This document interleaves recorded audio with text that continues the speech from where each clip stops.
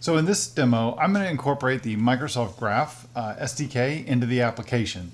I'm going to use the Microsoft Graph client library for .NET to make calls to Microsoft Graph.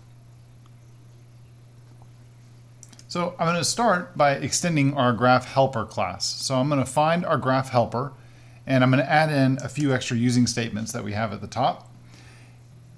And what I'm going to do is add in a few members and a few new methods here. Now, let's take a look and see what this code is doing. What I'm doing is I'm creating an instance here, or creating a method here called getAuthenticated_client. This is going to initialize our Graph Service Client with the authentication provider that calls the acquire token silent method. In the get events, let's find my other event here. There we go. In my get events function, the URL that'll be called is the v1.0/me/events endpoint. The select function is going to limit the field's return for all the events to just those that the view is going to use.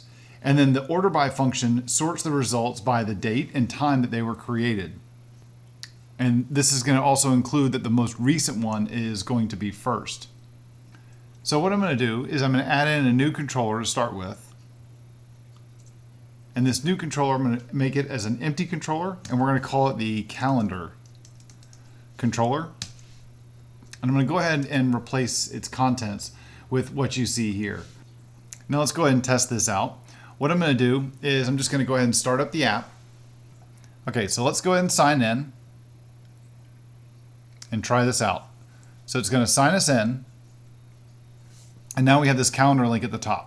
When I select calendar, what we should see is a JSON dump of all of my calendar events, which that's what you can see here, but that's not really user friendly. So let's clean this up a little bit.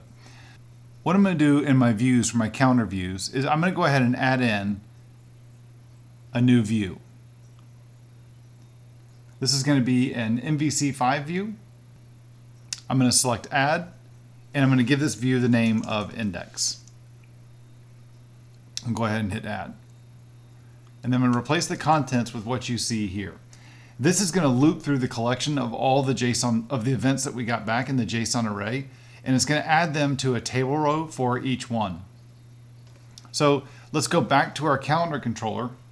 What I'm going to do is I'm going to replace what we see here, this JSON response of just converting all the results, and I'm going to instead return back a view of events. So I'll save my changes, and now let's start up our app. Once I start the app, I'm going to sign in. It'll take me through the same sign-in process that we've already seen. And then I'm going to select calendar. And here we can see a list of all the events in my calendar for different test events that I've created and such. So what you saw in this demo was I incorporated the Microsoft Graph into the application using the Microsoft Graph client library for .NET to make calls to Microsoft Graph. Thank you for watching. I hope you've learned something.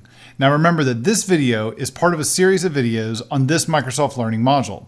This video is also part of a playlist that includes all the videos that are associated with this module so that you can watch them in order. The playlist and all its included videos are associated with a Microsoft Learning module that includes hands-on lab exercises and additional resources. Check the notes for this video and the associated playlist for more information and where to find the Microsoft Learning module.